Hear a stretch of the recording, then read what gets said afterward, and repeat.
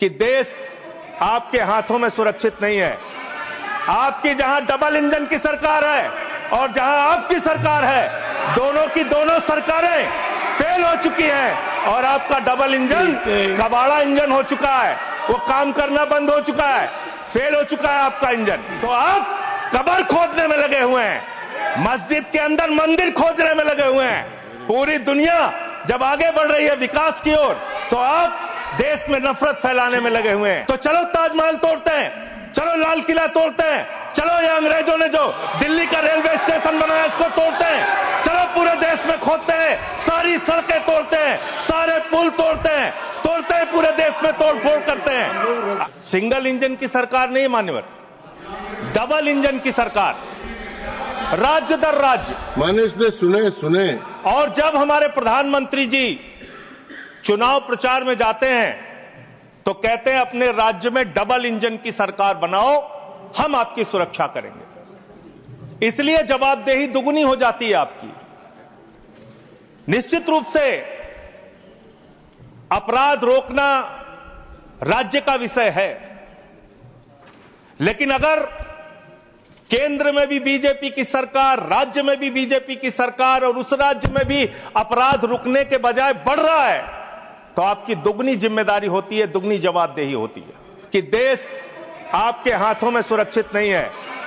आपकी जहां double engine की सरकार है और जहां आपकी सरकार है, दोनों की दोनों सरकारें फेल हो चुकी हैं और आपका डबल इंजन कबाड़ा इंजन हो चुका है, वो काम करना बंद हो चुका है, फेल हो चुका है आपका इंजन। और अब सवाल आता है माननीय, अपराध कैसे रुकेंगे?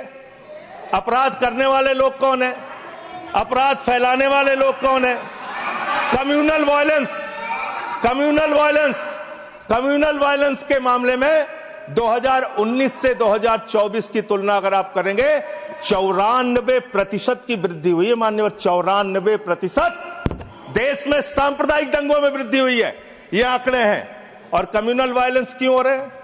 आप देश भर में भड़काऊ भाषण देते हैं, आपके लोग नफरती बातें करते हैं, आपके लोग जब पूरी दुनिया अंतरिक्ष में पहुंच रही है, पूरी दुनिया अपने तकनीक का विस्तार कर रही है, तो आप कब्र खोदने में लगे हुए हैं, मस्जिद के अंदर मंदिर खोदने में लगे हुए हैं। पूरी दुनिया जब आगे बढ़ रही है विकास की ओर, तो आप देश में नफरत फैलाने में लगे हुए हैं।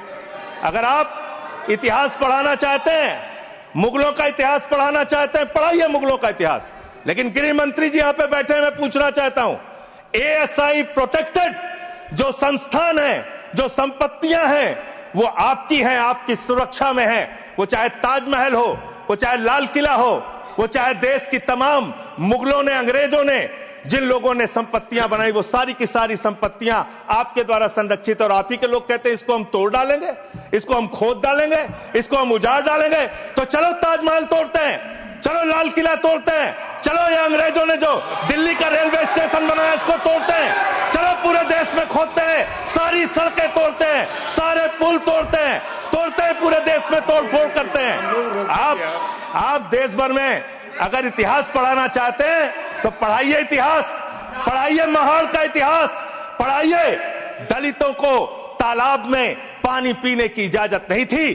किस मुसलमान ने कहा था हाड़ी में बांध के, दलितों को सामने हाड़ी बांध के चलना पड़ेगा? किस मुसलमान ने कहा था हमारे बगल में बैठ के दलित खाना नहीं खा सकता? किस मुसलमान ने कहा था दलितों को मंदिर के अंदर प्रवेश वर्जित है? किस मुसलमान ने कहा था कि जानवर तालाब में पानी पी सकता है, लेकिन दलित समाज का व्यक्ति पानी नहीं पी सकता? अब आप अगर इतिहास पढ़ाना चाहते हैं, पढ़ाइए। और आज अंतिम में खत्म कर रहा हूं सर, और एक बात आप लोग बार बार बांग्लादेश का राग आलापते हैं। अरे भैया, 11 साल से इस देश में सरकार है नरेंद्र मोदी जी की, गृह मंत्री अमित शाह जी, और बॉर्डर लगता है वेस्ट बंगाल से, त्रिपुरा से, आसाम से। कोई बांग्लादेशी घुसपैठिया बंगाल पार करके, त्रिपुरा पार करके, आसाम पार करके, झारखंड पार करके, बिहार पार करके दिल्ली कैसे आ जाता है? हिंदू और मुस्लिम के एहसासात को मत छेड़िए। अपनी कुर्सी के लिए जज्बात को मत छेड़िए।